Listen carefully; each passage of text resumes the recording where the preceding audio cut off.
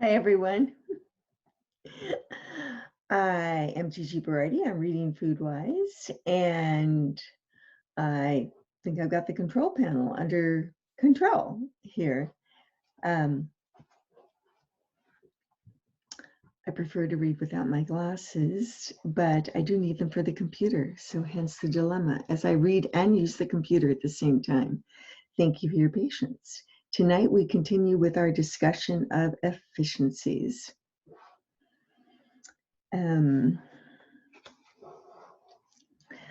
Of course, consumer demand is a big factor in what gets produced and who is able to do the producing. For a time, I probed the consequences of consumer pressure to have vegetables and fruits be uniform in shape and maturity.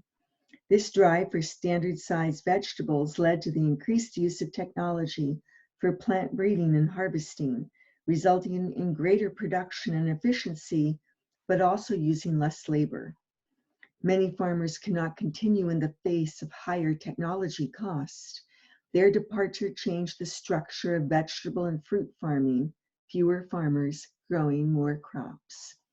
The mega-scale farms, some would say factory farms, that produce most of our food today consume massive amounts of resources, from fossil fuels to chemical fertilizers, in order to produce massive quantities of products they then ship on a massive scale around the world.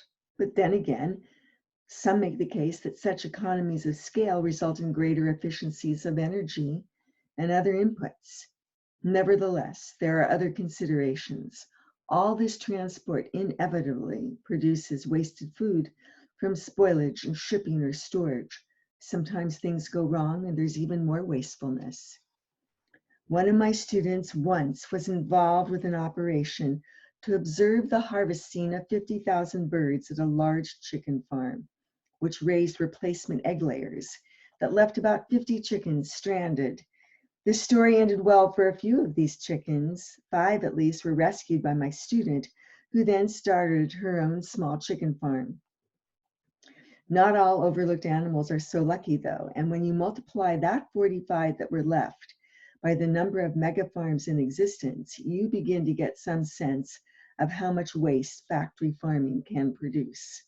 Because of their volume, the farms themselves can afford the loss. They can afford it, but can we? If you've made it this far on your FoodWISE journey, and you have, your answer is probably no. No, we can't afford the risk of contamination from industrial scale confinement operations. We can't afford to keep taking more than the earth actually has to give. Then there's that other no. No, we don't want bland tomatoes. Give us real food produced in a sustainable agricultural web. There's a vulnerability here as well. If we're growing only 3 kinds of tomatoes, what happens when a new disease decimates one of them?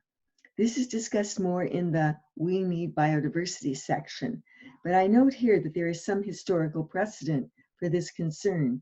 A lack of biodiversity in potato varieties played a small role in the severity of the Irish potato famine that began in 1845.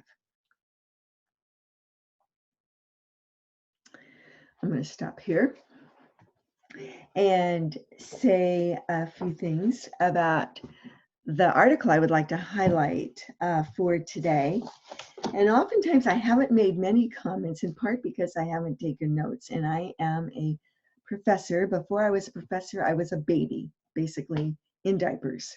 I've been a professor all my life. I know nothing else. I'm a total imposter other than being a professor. And okay, I know how to hand milk sheep and make cheese, I will say. Anyway, I've got my notes with me so I can make a few more reasoned comments about these articles that I think are so interesting and provocative, which I post in my introduction to the video each night. In this article, the author, a former farm worker, says that maybe 75% of the country's field hands are undocumented. The USDA says it's about a half.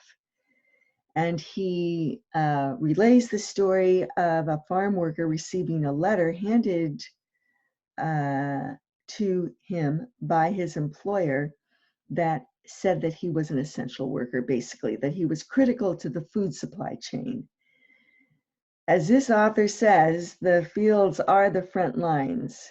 So farm workers and food workers are essential workers.